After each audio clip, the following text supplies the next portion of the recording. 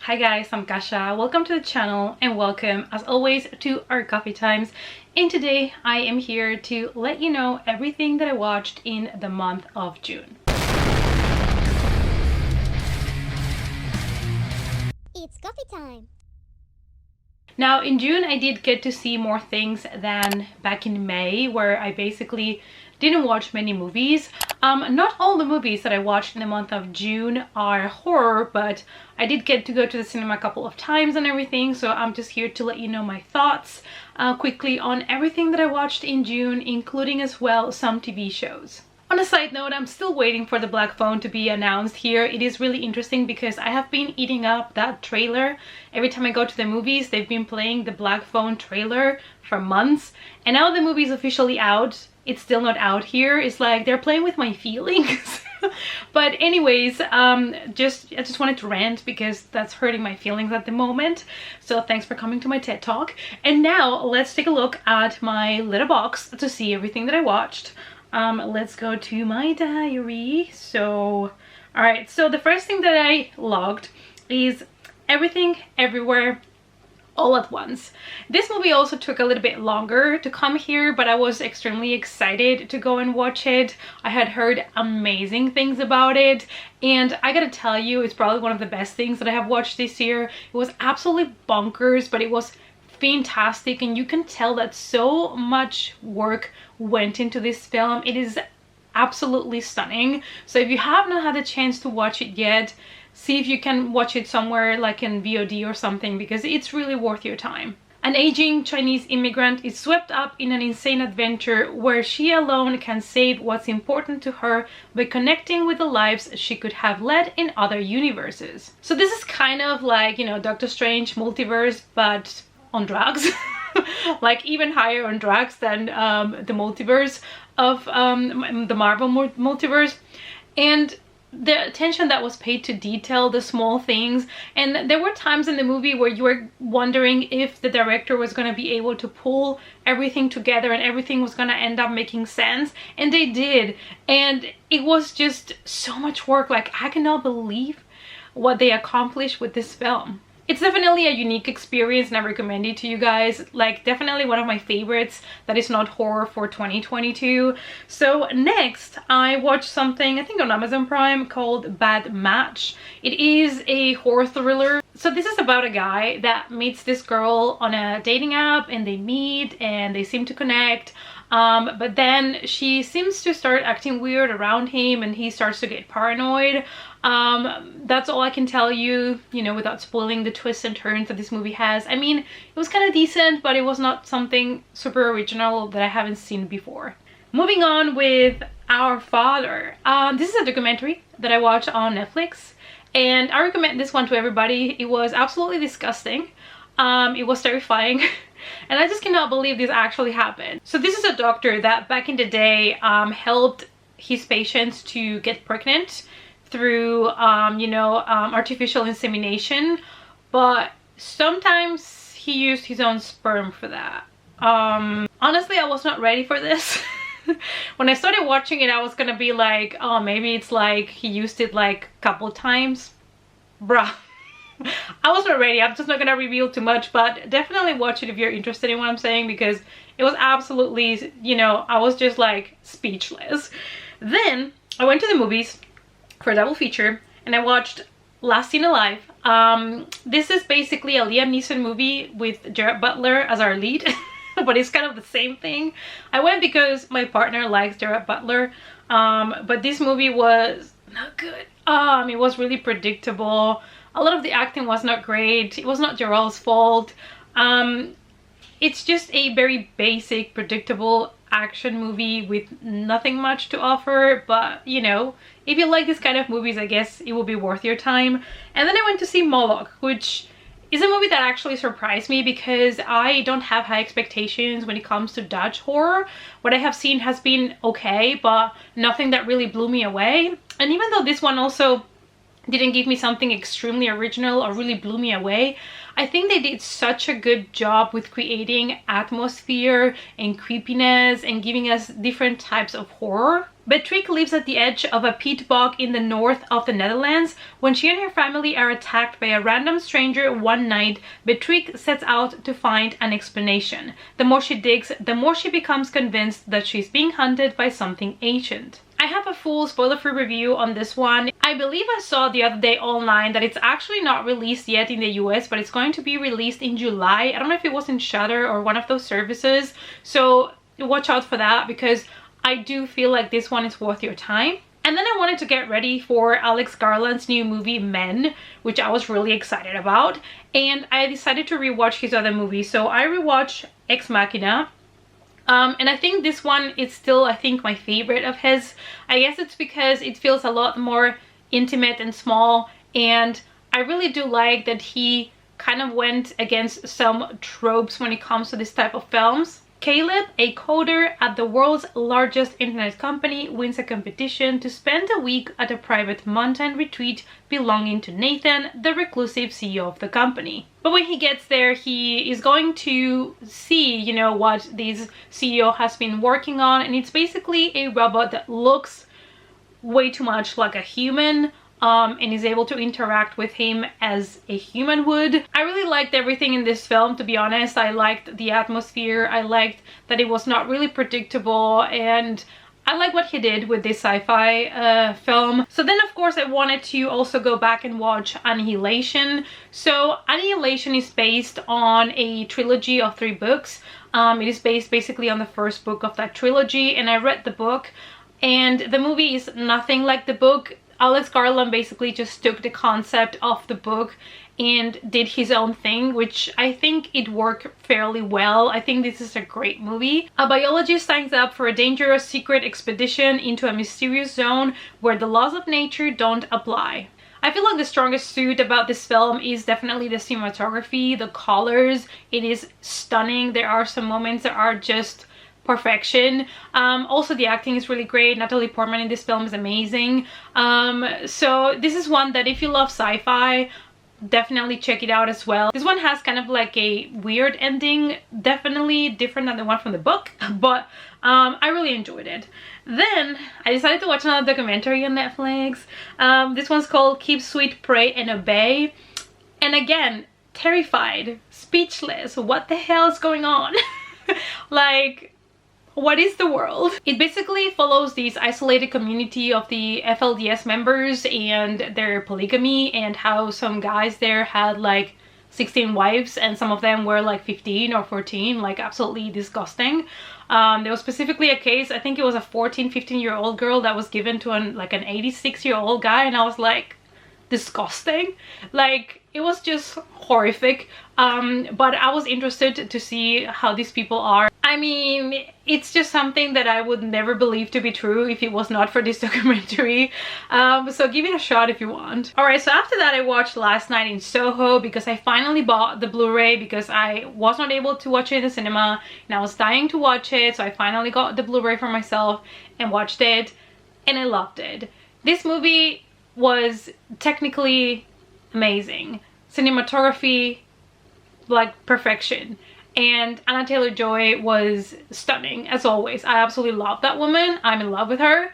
I have to say that my partner didn't like the film at all, so I guess it's kind of a hit or miss movie for a lot of people. A young girl passionate about fashion designs is mysteriously able to enter the 1960s, where she encounters her idol, a dazzling wannabe singer. But 1960s London is not what it seems, and time seems to be falling apart with shady consequences. The story seems simple. We have a fashion designer student that is able to time travel to 1960, but even though it seems quite straightforward and intimate, it starts to get darker and bigger as the movie goes on. The way that they blend the 2 time periods and the sequences of the time periods blending was amazing, and they did a lot of things in one take. Like the dancing scene was done in one take. I saw that on YouTube. There's a video where they show how they recorded that and rehearsed for that, because there is no cuts. It's like a one take thing, and it's just amazing. And after watching that amazing film, we went to the cinema the day after to watch again a double feature. We first went to Memory. This is a Liam Neeson film, and I think this is the worst I have seen so far. It was just so bad. Like, it was overacted. The story was just like, you know, it's something you've seen before. It was really bad. I didn't enjoy it at all. But, you know, if you like Liam Neeson in action movies where you don't really need a brain, you know, to watch these films, this might be just, you know, entertainment for you. Liam Neeson plays the character of an ex-assassin that basically wants to take revenge on certain people, and it's starting his own vendetta. But he's also slowly decaying mentally because he's losing his memory, so he needs to make sure to get everything done before he doesn't remember things anymore. That's what it's about, in case you're interested. So after that, we saw Men. Like, what a difference between these films. It's always so funny sometimes when we do these double features. So Men, I do have a spoiler-free review video of this one as well, and I'm one of the people that actually really enjoyed the film because I feel like the themes that the movie had, even though it was a bit repetitive with the theme, I feel like there is just so much to unpack in this movie. In the aftermath of a personal tragedy, Harper retreats alone to the beautiful English countryside, hoping to find a place to heal. But someone or something from the surrounding woods appears to be stalking her. As the title implies, this movie is about men and men toxicity, but it is also a lot more than that. The cinematography is just stunning. There are some shots in the woods, also with the rain. It is just fantastic. Our main character, and basically the two main characters of this movie were so good. They were just so good. And not only that, but the movie also has paid so much attention to detail. There are so many little things, and also the end, the third act, is absolutely bonkers, but I had so much fun with it. And I understand why a lot of people are gonna hate this movie or just not gonna like it. But for me, I think it was a great film. And after that, I went to Amazon Prime to watch a couple of movies that I had on my list for a long time and I still have not seen. One of them was A Changeling. I've always wanted to watch this movie, but it's one of those that it's always on my list and I never get to watch.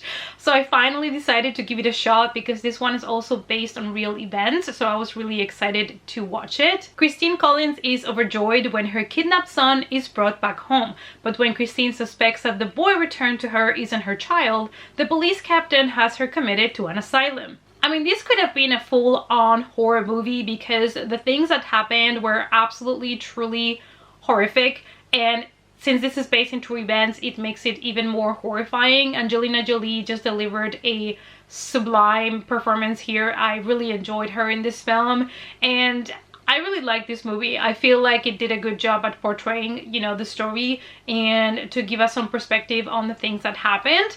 If you have not watched it yet, definitely recommend. And then I decided to watch one mostly because of James McAvoy, and that is My Son. This is a movie in which he actually improvised the whole dialogue in the movie. He was given no dialogue, he just had to go with it, and I was just so intrigued to see what would happen. It is basically a movie in which his son goes to kind of like a summer camp and he disappears, and so the police are trying to look for him, and James McAvoy's character is gonna do anything to find his son. And there's a lot of screaming in this movie. There's a lot of drama, and I was just stunned to see James McAvoy improvise a whole ass film. Like, that is just like, not many people can do that. Now, was this thriller one of the best things I've ever seen in general? No. I feel like when it comes to the storyline, the plot and stuff, there was nothing extremely exciting for me. But did I have a really good time watching James McAvoy improvising a whole ass film? Yes, I did. So after that, and because we still have to go and see the new Jurassic World movie, we decided to rewatch the old ones because I hadn't seen them since they came out. So we rewatched Jurassic World, and you know, it was okay, but I'm not a huge fan of this new trilogy. It's just not vibing with me. And then we watched Jurassic World Fallen Kingdom. It was not good. I'm just putting it out there, come at me if you want, but I mean, when the first Jurassic Park movie came out, I was a kid and I went with my dad to the cinema. I queued for hours to get a ticket and to get in into one of the first like viewings, and that's a really fond memory that I have. Keep in mind this was released, the first one, in 1993, and I was born in 1983, so I was only 10 years old when I went to see this with my dad, and it was such a good experience for me. And let's face it, the first Jurassic Park movie is the best one of the franchise. I don't think there's anything open to discussion here. So I don't know, the new trilogy is not vibing, it's not working for me. They have now so much technology and they have now so many things that they could use to make these movies epic, but it's just not working. It's just a bunch of CGI and action scenes without a real proper like purpose. Like I don't like this storyline either. It's just like I don't like it. So but I still want to go and watch the third one. I've heard people have walked out of it, but I just want to watch it and finish the trilogy, but I doubt I would ever rewatch them again. Then I went ahead and watched another Netflix documentary. I watched Jimmy Savile, A British Horror Story, and I was unaware of the story of Jimmy Savile. He apparently was a really well-known like figure in England. People really liked him. He was kind of like a really funny guy. He was doing a lot of charity work. He did a program in which he would help kids to kind of make their dreams come true, and everybody really loved him. But then secrets started to come out about his life, really dark secrets that tarnished his you know, his public view, but he was already dead by the time all of these came out. So yeah, I don't know, it was interesting for me because I've never heard of the story, so it was interesting for me to discover everything that happened. And then we went to the sneak preview. There's always a sneak peek night in our cinema. We never know what we're gonna encounter, and they put for us Press Play, which is kind of like a drama romance movie, but it does include time travel, so at least I got that out of the film. I don't always need to watch all of the drama romance movies, but I did enjoy this one. The thing with this movie is though, when the movie started, like 5 minutes into the film, I already knew what was gonna happen. Like I knew everything, and I even like whispered it to my partner so that he could be my witness that everything I thought actually happened, and it did. So it is really predictable, especially if you're someone like me that pays attention to detail, that is used to watching a lot of films. This one is gonna be really predictable, but it was kind of comforting. It was kind of fun. It's about this girl that meets a guy, you know, it's like this meet cute moment, and they start dating, and everything is perfect until an accident takes him away. But Laura, our main character, discovers that there is this tape that she can use to go back on time and see him again. That's basically what the movie is about. Yeah, so if you like, you know, romantic dramas, give this one a try. If you like time travel movies in general and you don't mind the romance, then give this one a try as well. And the last thing that I watched in June, actually just yesterday, because I'm filming this on the 1st of July. So yesterday we watched Phantasm 3. Yeah, we started rewatching the films because my partner has not seen them. So we finally got to watch Phantasm 3. It is cheesy, it is packed with yellow goo and great practical effects. I had a blast. It's really interesting because our television is a 4K television, and I do own the remastered Blu-rays of the Phantasm movies, so they are in better quality than back in the day on VHS, but you can see then the special effects hit differently. But I still had so much fun. I still feel like Phantasm is such a cheesy, fun, entertaining franchise, so if you have not watched it yet, definitely recommend. Now let's go to the TV shows, and because this video is getting a little bit long, I'm gonna go quickly through them. One of the things that I watch is obviously Obi-Wan Kenobi. I really enjoyed it, but mostly because I've always loved Ewan McGregor and I've always loved him as this character. I did love to see a lot of the things from the original trilogy because that is my favorite, you know, 4, 5, and 6 are my favorite movies. So I was really happy also to see who they picked as young Leia. I think the kid did a great job, and it is really believable that it's Leia. I was just not so fond of the character of the sister. it's just not for me. I just didn't feel like her character arc or her storyline was that important, and I don't know, that's the only thing that really didn't vibe with me. Then if you follow me on Twitter, you probably have seen me mention that I have watched Heartstopper around 20 to 30 times. This is correct. I have no problem admitting it, no shame whatsoever. I have binged the graphic novels when they were coming out, and it was just such a comfort read for me. This is a story about basically young kids in a high school trying to figure out their sexuality, and it's just so pure and it is so well written. The thing is, they are portraying being queer as something positive, and it just gives me the chills every time, and I get emotional every time, and I've always loved the graphic novels so much. And Alice Oseman, who wrote the graphic novels and drew them, she was an executive producer in the series, and she's been involved in the whole process. She's written the script, and you can tell because everything is taken from the page from that graphic novel, put on the screen, and I absolutely love it. So yeah, and I'm flying to London soon to meet Alice Oseman. I'm going to the London Comic Con and YALC, that is an event for you know, book readers and for publishers and things like that. So I'm gonna be attending that event, and fingers crossed that I can get in the line for Alice Oseman. Then obviously I watched The Boys season 3, really expected for me because I was thrilled when I heard that my guy Jensen Ackles was cast for season 3 as Soldier Boy. And the only, you know, down part of this is that I had to wait nearly to the end of the season to actually really see him. So I was really excited. Now, this season starts with a bang. I feel like, pardon my language, but if you have a penis, you're not gonna enjoy the first episode. Let's put it out there. It was brutal, so it started with a bang, but I do feel like the quality has declined a little bit, in the sense that the storyline is not as intriguing and interesting and kind of like making me enjoy binging the show so much as at the beginning. But I still do love the characters and all the violence and stuff. It's pretty gory, it's pretty out there, and I think that's also one of my favorite things. I still love Butcher, still love him so much. So, and after that, of course, in June, I watched the new season of Stranger Things. Every episode was like a movie. It was like over an hour, and I just loved it. I still really love the show. I know for a lot of people the show started losing some steam, but I still really love it, and I still love Max, and she is a very important character in this season. So I was really happy because I absolutely love Max. She's always been one of my favorite characters since she was introduced. And then I binged First Kill season 1 because I wanted to review it and see it, since it's based also in a short story about vampires by B.E. Schwab, which is another author that I really like.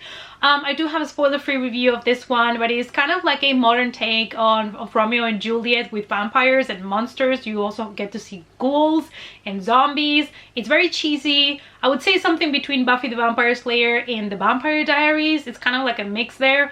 It has elements from both of them, so if you enjoy this type of shows, then maybe you want to give this one a chance. And then I watched Web of Make-Believe on Netflix, and I did enjoy the first episode, but after that it kind of went downhill for me. It just got too political for me, and I didn't really end up enjoying the rest, so I wouldn't specifically recommend it to you guys. It's basically about lies that people tell on the internet and how it has affected other people's lives, and how some of those lies on the internet sometimes have caused someone's death. I did enjoy, like I said, the first episode because it was based on gamers and Call of Duty and stuff, so I really did enjoy that one, and then it just got really political for me and I was not having fun anymore. So I would not recommend it to you guys, but if you're really interested and you don't mind politics, then maybe give it a shot. Alright guys, so that was everything that I watched in the month of June. It has been a quite good month. I've, you know, gotten to watch some new movies in the cinema, and I got some new seasons from TV shows that I really enjoy, and I got Heartstopper because